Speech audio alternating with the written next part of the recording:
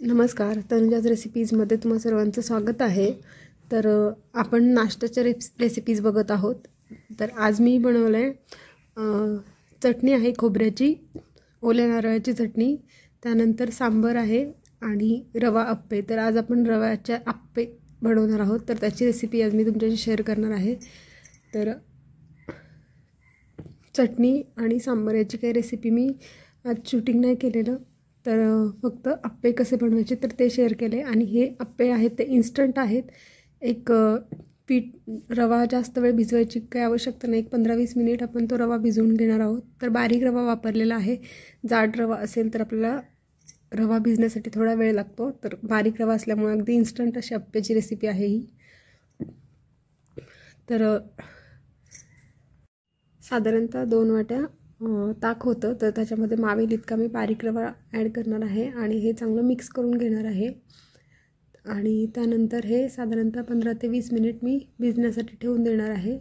आणि 15 ते 20 मिनिट झाल्यानंतर आपण भाज्या आहेत त्या बारीक चिरलेल्या आहेत, तर त्याच्यामध्ये आज मी गाजर, कांदा आणि कोथिंबीर वापरली आहे। तुम्ही आवडत असेल तर हिरवी मिरची टाकली तरी पण चालेल। त्यानंतर टोमॅटो, मटर असतील किंवा थोडासा पालक चिरून टाकला तरी पण चालेल। तर आपल्या आवडीनुसार आपण भाज्या याच्यामध्ये वापरू शकतो। त्यानंतर मी चवीपुरतं मीठ ॲड केलं आहे आणि साधारणतः पाव चमचा मी सोडा टाकला आहे, खायचा सोडा। आणि त्यानंतर थोडंसं पाणी टाकणार आहे।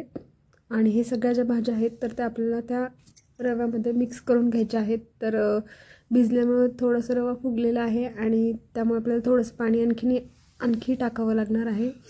तर मी थोडंसं पाणी ॲड करणार आहे आणि चमच्याने चांगलं ते भाज्या आपण मिक्स करून घ्यायच्या आहेत। साधारणतः 1 मिनिट आपल्याला ते चांगलं मिक्स करून घ्यायचं आहे। तर तुम्ही बघू शकता थोडंसं जे मिश्रण आहे तर ते घट्ट झाले, त्यामुळे आपल्याला त्यामध्ये पाणी टाकावं लागणार आहे थोडंसं अगदी। तर मी पाणी पण ॲड करणार आहे आणि आपलं झटपट असं रव्याच्या अप्प्यासाठीचं जे बॅटर आहे तर ते तयार झालेलं आहे। अगदी टेस्टी लागतात हे, अगदी हेल्दी रेसिपी आहे। तुम्ही लहान मुलांच्या टिफिनसाठी पण ही रेसिपी नक्की ट्राय करू शकता। तर इन्स्टंट अशी रेसिपी आहे।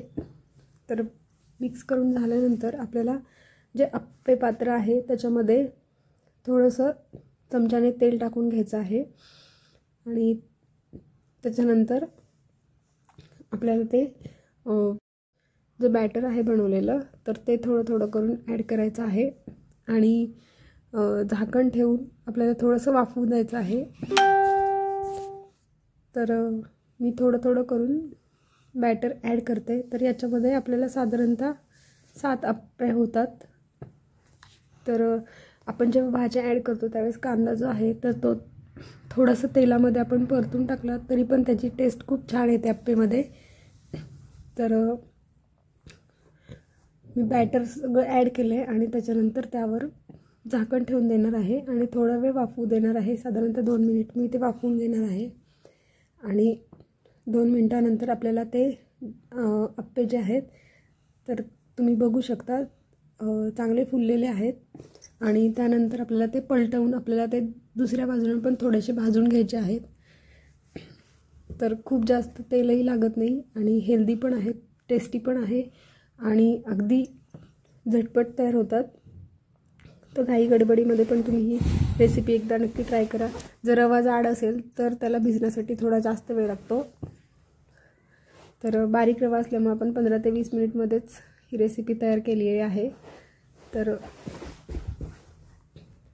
आपली रेसिपी जी आहे तर ती तयार आहे। रेसिपी जर तुम्हाला आवडली असेल तर रेसिपीला नक्की लाईक करा, कमेंट करा, शेअर करा आणि तनुजाज रेसिपीला सबस्क्राईब केलं नसेल तर नक्की सबस्क्राईब करा आणि बेल आयकॉनवर क्लिक करा, जेणेकरून येणाऱ्या रेसिपीजच्या नोटिफिकेशन तुम्हाला सर्वात आधी मिळतील। एकदा नक्की ट्राय करा रेसिपी, अगदी सोपी रेसिपी आहे, झटपट होणारी आहे। धन्यवाद।